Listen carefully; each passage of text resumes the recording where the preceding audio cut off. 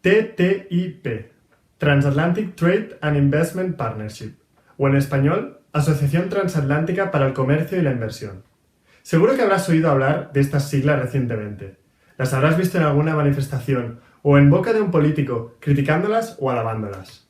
Pero poco se sabe sobre lo que es y lo que implica realmente este tratado entre Estados Unidos y la Unión Europea. En este vídeo intentaré explicar de manera simple en qué consiste esta asociación, cuáles son los argumentos de los que están a favor y en contra, y lo que es más importante, cómo nos podría afectar a todos.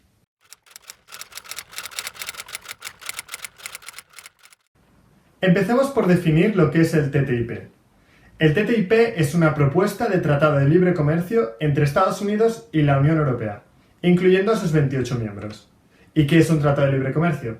Un tratado de libre comercio es un acuerdo que se firma entre dos partes y que tiene como intención aumentar el mercado de bienes y servicios entre estos países.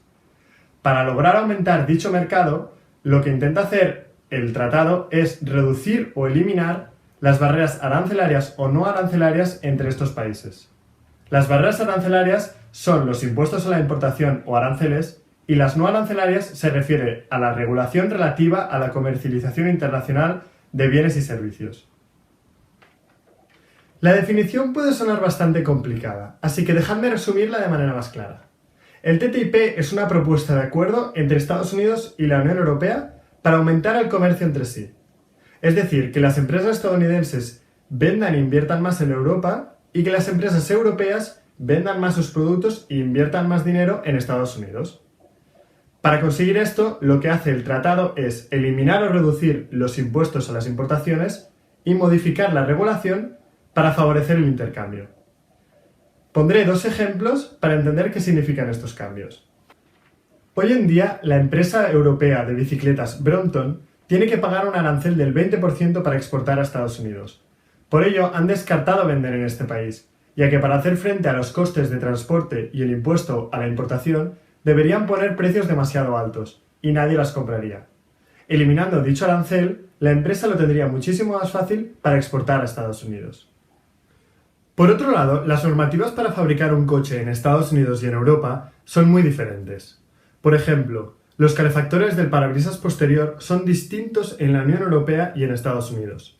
Por ello, los fabricantes de coches como Audi o Seat tienen que diseñar y fabricar dos versiones para cada modelo de coche si quieren cumplir la normativa en ambos continentes, aumentando muchísimo los costes. Si se acordase una misma normativa para Estados Unidos y Europa, los fabricantes lo tendrían muchísimo más fácil para fabricar y vender sus coches en el exterior. Ahora que ya sabemos lo que es el TTIP, veamos qué tiempos están siguiendo las negociaciones del mismo. Pues bien, en julio de 2013 empezaron las reuniones entre los países para la redacción del tratado. Llevamos ya 3 años de negociación y aún no se ha llegado a un acuerdo. Se estima que la propuesta final podría llegar a finales de este año 2016 o el que viene 2017, aunque los negociadores dicen que es muy difícil dar una fecha exacta. Una vez se llegue a un acuerdo, el tratado se entregará al gobierno norteamericano y a la Unión Europea. En América, el Congreso de los Estados Unidos deberá aprobarlo. Y en Europa, el Consejo de Ministros, donde se reúnen los 28 países miembros, deberá ratificarlo en primera instancia. Posteriormente, el tratado pasará al Parlamento Europeo, donde también deberá ser aprobado por mayoría. Si pasara todos estos trámites, el TTIP entraría en vigor. Para entender por qué están costando y tardando tanto las negociaciones, cabe destacar que la asociación sería entre las dos mayores economías del mundo, y por tanto afectaría a todos los países en cierto modo. Estados Unidos y la UE representan el 60% del PIB mundial, y tienen el 40% del comercio en el mundo. Por tanto, es comprensible que no sea un proceso fácil y rápido. Desde que se anunció el inicio de las negociaciones, han surgido muchas voces tanto a favor como en contra del TTIP. Los que están a favor claman que los beneficios para la sociedad serían muchísimos, entre los cuales destacan: el aumento del comercio significará que las empresas venderán más, captarán mayor capital y tendrán mejor acceso a la inversión extranjera. De esta manera aumentarán también su inversión y crearán más puestos de trabajo.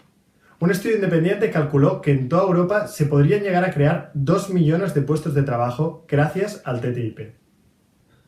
El PIB de los países podría crecer entre un 0,5 y un 1% debido exclusivamente a la introducción del tratado y a consecuencia del incremento del comercio, según algunos estudios. Esto aumentaría el poder adquisitivo de la población y, en definitiva, su riqueza. Debido al aumento de la oferta, ya que muchos productos extranjeros entrarían por primera vez en el mercado, habría más competencia y, por tanto, bajarían los precios. Así, el consumidor no solo tendría más oferta, sino que además a menor precio. Sin embargo, hay otros sectores de la población que están totalmente en contra de este tratado, quejándose, por ejemplo, de la falta de transparencia de la Unión Europea durante las negociaciones. Entre los argumentos destacan los siguientes. En Europa existe actualmente una regulación muy estricta en ciertas industrias, que protegen la salud, los derechos del consumidor y el medio ambiente. Son los llamados estándares de calidad. Algunas voces críticas temen que la modificación de estas regulaciones lleven a una rebaja de estos estándares y, por tanto, pongan en riesgo nuestra salud, nuestros derechos y el medio ambiente. Por ejemplo, el fracking, los alimentos modificados genéticamente o los animales hormonados para la producción de alimentos están prohibidos actualmente en la Unión Europea y, en cambio, son legales en Estados Unidos. El miedo está en que el tratado sirva para relajar la regulación o incluso para permitir algunas de estas prácticas en suelo europeo. La Comisión Europea se ha apresurado a negar esto.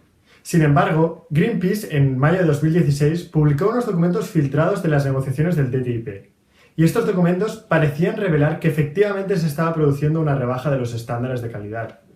En cualquier caso, solo saldremos de dudas una vez acaben las negociaciones y se publique el documento final. Otro de los puntos más criticados del tratado es el que incluye el RCIE. El RCIE, o Resolución de Conflictos entre Inversores y Estado, es una herramienta que permite a las empresas denunciar a los países ante un tribunal privado de arbitraje. Las empresas podrán denunciar a los países cuando crean que alguna ley aprobada por ese Estado les ha perjudicado o provocado pérdidas. Por ejemplo, en Australia existe un RCIE con Hong Kong. Pues bien, una gran tabacalera con filial en Hong Kong demandó a Australia por una ley antitabaco, ya que se quejaba que le haría perder muchos clientes. Aunque la gran tabacalera perdió el juicio, no está claro que siempre vaya a prevalecer el interés público en estos tribunales. ¿Y vosotros qué opináis? ¿Creéis que el TTIP traerá riqueza y prosperidad? ¿O os preocupan más las rebajas de los estándares? ¿El tratado beneficiará más al conjunto de la sociedad o a las multinacionales?